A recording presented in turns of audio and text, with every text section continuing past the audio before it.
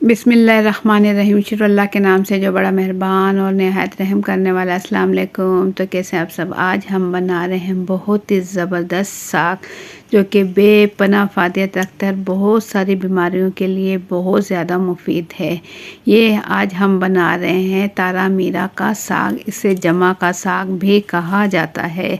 तारा मीरा का तेल तो आपने सुना होगा या इस्तेमाल किया होगा, जो कि बहुत ज़्यादा फ़ायदेमंद होता है खुश्की और ख़ारिश वगैरह के लिए।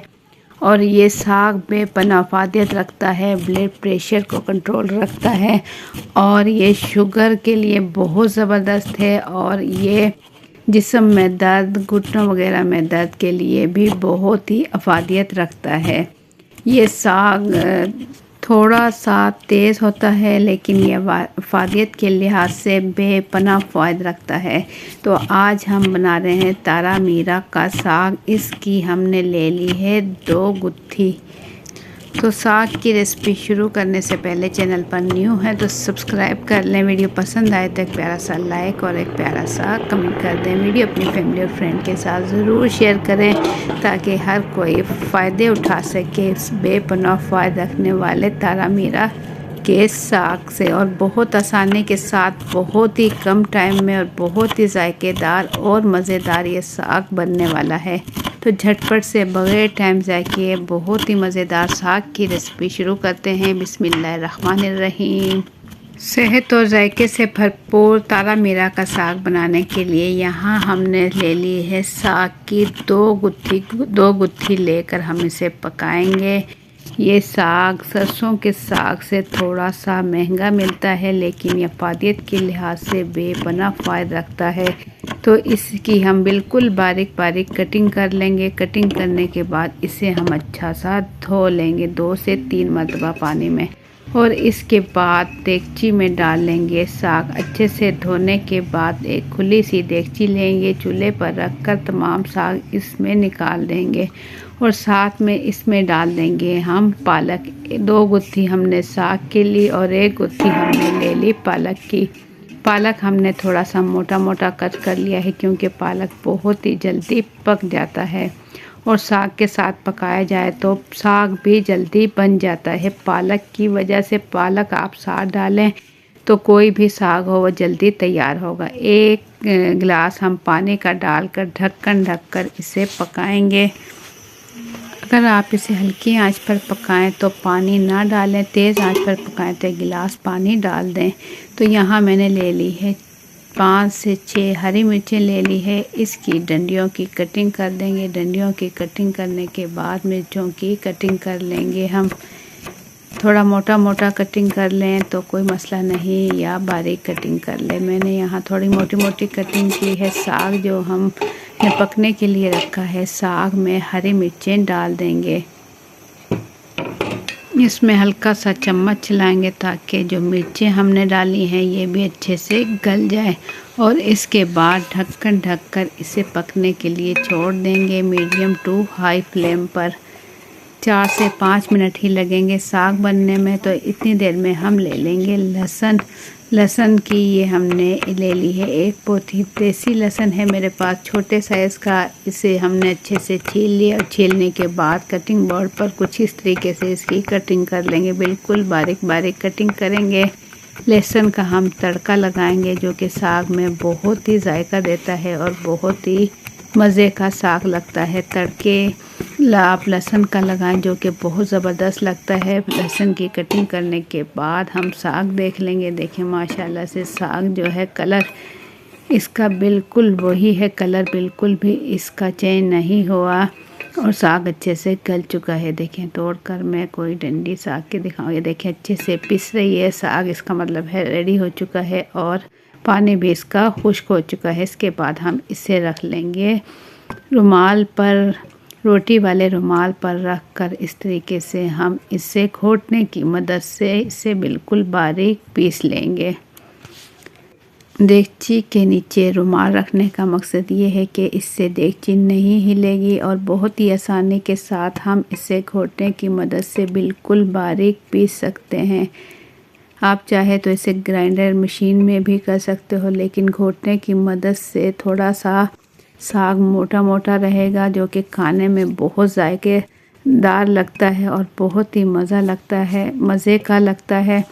تو اس طریقے سے بہت ہی آسانی کے ساتھ ساگ گرم گرم ہوگا، جتنا اتنی ہی جلدی یہ پیس جائے گا۔ گھوٹنے کی مدد سے زیادہ ٹائم نہیں لگے گا۔ اگر آپ گرائنڈر مشین میں جگ میں کرو گے تو ساگ آپ کو ٹھنڈا کرنا پڑے گا، اس کے بعد آپ اسے کر سکتے ہو۔ 3 سے 4 منٹ لگیں گے ساگ ہمارا تیار ہونے میں۔ تو اس میں ہم ڈال دیں گے تقریباً 2 چائے کے چمچ آٹا ڈال دیں گے۔ آٹا آپ گندم کا یا مکئی کا یا باجرے کا آٹا آپ اس میں ایڈ کر سکتے ہو۔ میں نے اس میں ڈالا ہے گندم کا آٹا تاکہ جو ساگ ہم تیار کر رہے ہیں یہ لیسدار اور ذائقے دار تیار ہو۔ اور آٹا ڈالنے سے یہ ہوگا جو اس کا تیز پن ہے ساگ کا وہ ختم ہو جائے گا اور ساگ بہت ہی زیادہ کریمی اور مزیدار تیار ہوگا۔ ساگ اچھا سا گھوٹنے کے بعد ہم نے اسے چولہے پر رکھ دیا۔ دیکھیں کتنا خوبصورت گرین کلر کا ساگ تیار ہو رہا ہے۔ اس میں ڈال دیں گے 1 چائے کا چمچ کٹی ہوئی لال مرچ اور اس میں ڈال دیں گے تھوڑے سے مسالوں کے ساتھ ہم بنائیں گے بہت زبردست ساگ۔ نمک ڈال دیں گے 1 چائے کا چمچ، پسی ہوئی لال مرچ اس میں شامل کر دیں گے آدھا چائے کا چمچ اور اسے اچھا سا مکس کر لیں گے۔ ان مسالوں کو پہلے ساگ میں اچھا سا مکس کریں گے دیکھیں، اور اس کے بعد اس میں ڈالیں گے ہم دہی۔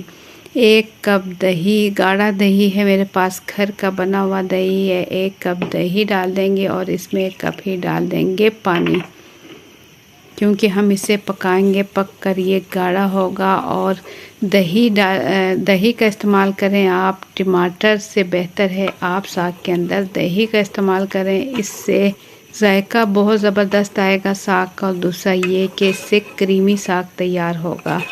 پہلے اسے اچھا سا مکس کریں گے۔ چولہا ہم کر لیں گے آن، میڈیم فلیم پر اسے ہم پکائیں گے۔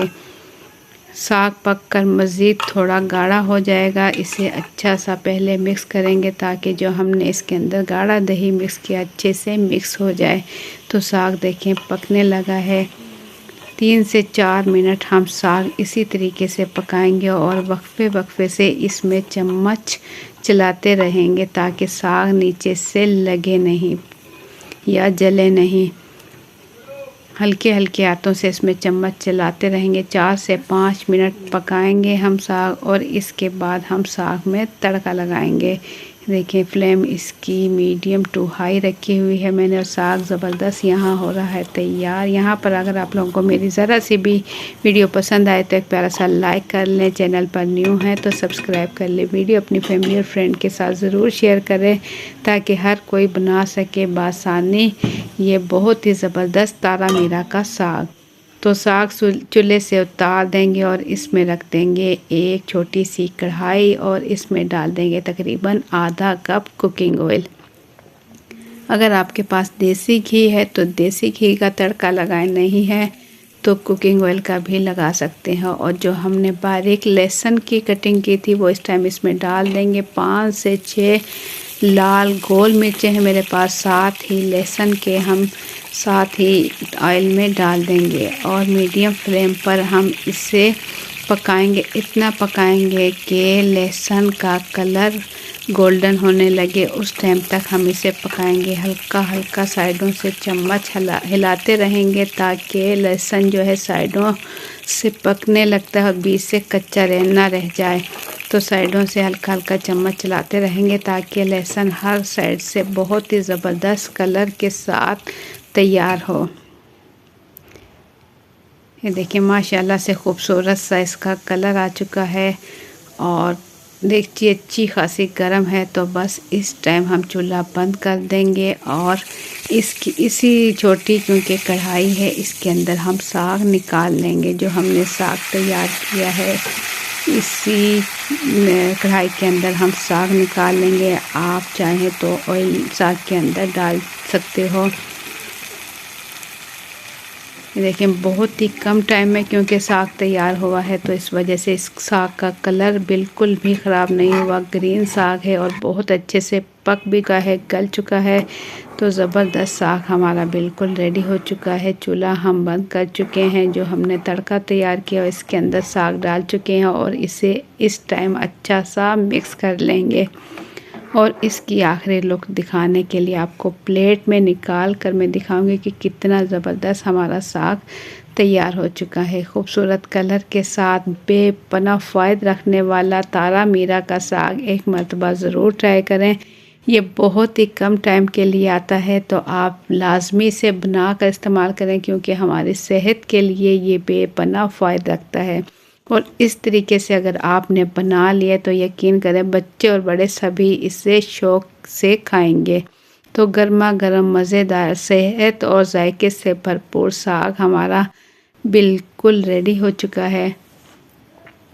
اسے آپ سمپل سفید چاول یا روٹی، نان یا پراٹھے کے ساتھ لے سکتے ہو۔ صبح میں اگر آپ پراٹھوں کے ساتھ کھائیں تو بے پناہ فوائد رکھنے والا ساگ بہت ہی مزیدار اور ذائقے دار یہ ساگ لگتا ہے۔ دیکھیں ماشاءاللہ سے زبردست کلر کے ساتھ گرما گرم تارا میرا کا ساگ بالکل ریڈی ہو چکا ہے۔ تو یہاں میں آپ کو کلپ دکھاؤں اپنی مولی کے پراٹھے کی، جو کہ میرے چینل پر آپ دیکھ سکتے ہو۔ پراٹھے بہت ذائقے دار اور بے پناہ مزیدار بنے تھے اور کرسپی اور مزیدار بنے تھے۔ تو آپ لوگ ضرور وزٹ کیجئے گا میرے چینل پر، مولی کے پراٹھے دیکھیے گا جو کہ بہت ہی ذائقے دار بنے تھے۔ مولی کے پراٹھے کی ریسپی آپ کو بہت پسند آئے گی۔ تو آج کی ریسپی آپ لوگوں کو کیسی لگی اپنا فیڈ بیک کمنٹس کے ذریعے ضرور دیں۔ چینل پر نیو ہیں تو سبسکرائب کر لیں۔ ویڈیو پسند آئے تو ایک پیارا سا لائک اور ایک پیارا سا کمنٹ کر دیں۔ کمنٹس میں ضرور بتائے گا آپ میری ویڈیو کس ملک یا کس شہر سے دیکھ رہے ہو، مجھے دلی خوشی ہوگی۔ اپنا بہت سا خیال رکھیں، دعاؤں میں یاد رکھیں۔ مجھے دیں اجازت، اللہ حافظ۔